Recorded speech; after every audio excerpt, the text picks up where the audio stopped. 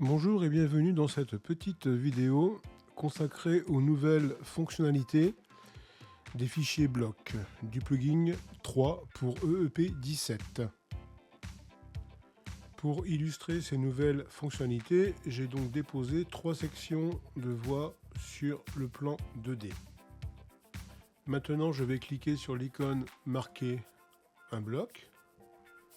Je sélectionne les 3 sections et je fais un clic droit sur une des sections pour faire apparaître la fenêtre paramètres du bloc.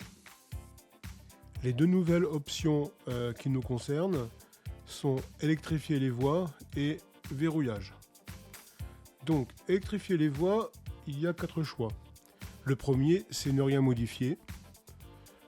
Le deuxième choix, c'est non. Et le troisième et quatrième choix, c'est oui, nouvelle distance et oui, ancienne distance. Alors je vous avoue que j'ai tout essayé, mais à quoi correspondent nouvelle distance et ancienne distance? Peut-être qu'on en apprendra davantage avec la prochaine version de EP, mais pour l'instant, ça fait exactement la même chose. Donc, pour revenir à nos voix sont pour l'instant classiques, c'est-à-dire qu'elles ne sont pas électrifiées. Alors si je veux les électrifier, c'est très facile, je les sélectionne avec la commande marquer un bloc, je refais un clic droit, et là, dans électrifier les voix, je clique sur oui, bon, nouvelle distance par exemple, et si on clique sur OK, j'appuie sur échappe, on voit bien que les voix ont été électrifiées. On va le vérifier en 3D, on voit bien qu'on a notre fil caténaire qui est bien ici. Après, on peut faire l'opération inverse, c'est-à-dire qu'il faut resélectionner les voix avec la commande marquer un bloc. On refait un clic droit. Si on fait ne rien modifier, effectivement, nous allons garder nos voix électrifiées. Sinon, si on clique sur non, on fait OK. J'appuie sur échappe et là, on retrouve nos voix classiques, c'est-à-dire sans fil caténaire. Donc maintenant, nous allons nous intéresser à la seconde option du verrouillage. Alors nous répétons la même opération, on clique sur l'icône pour marquer un bloc. Voilà. On sélectionne les éléments concernés, un clic droit et il suffit de cocher la case verrouillage. Et on clique sur OK.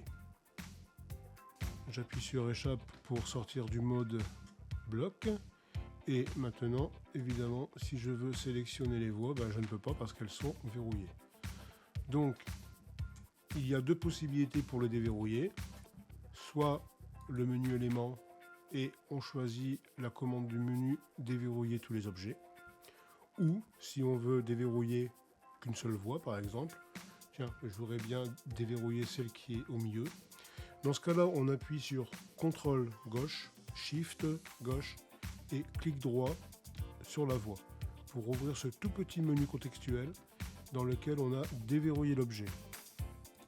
Et effectivement, notre voix du milieu est bien déverrouillée, alors que celle située en amont ou celle en aval sont restées verrouillées. Après, l'opération radicale, si on veut tous les verrouiller, c'est éléments et déverrouiller tous les objets. Et là, on se retrouve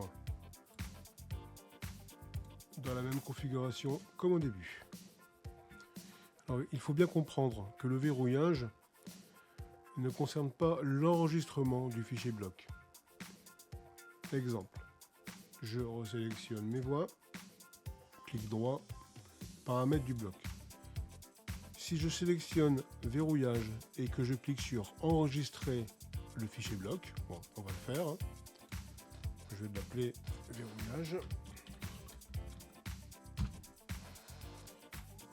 et que par exemple je fais annuler, donc là forcément mes voix ne sont pas verrouillées vu que j'ai pas cliqué sur OK.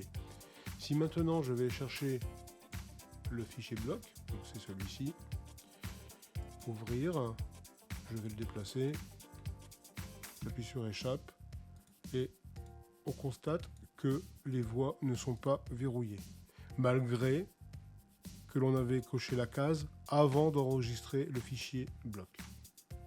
Et ce qui veut dire également que l'on ne peut pas enregistrer un fichier bloc avec des voies verrouillées.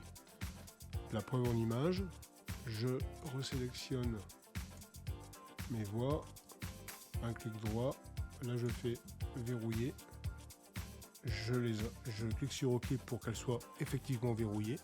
Et maintenant, si je veux resélectionner mon fichier bloc, je ne peux pas parce que les voies sont verrouillées. Donc il faut absolument avoir des objets déverrouillés pour pouvoir enregistrer des fichiers blocs. Je pense que c'est la même chose pour les voies, que les routes, les voies de tramway, et puis pour tout le type de fichiers blocs, immobilier, paysage, etc. Je vous remercie d'avoir suivi cette vidéo et je vous dis à bientôt.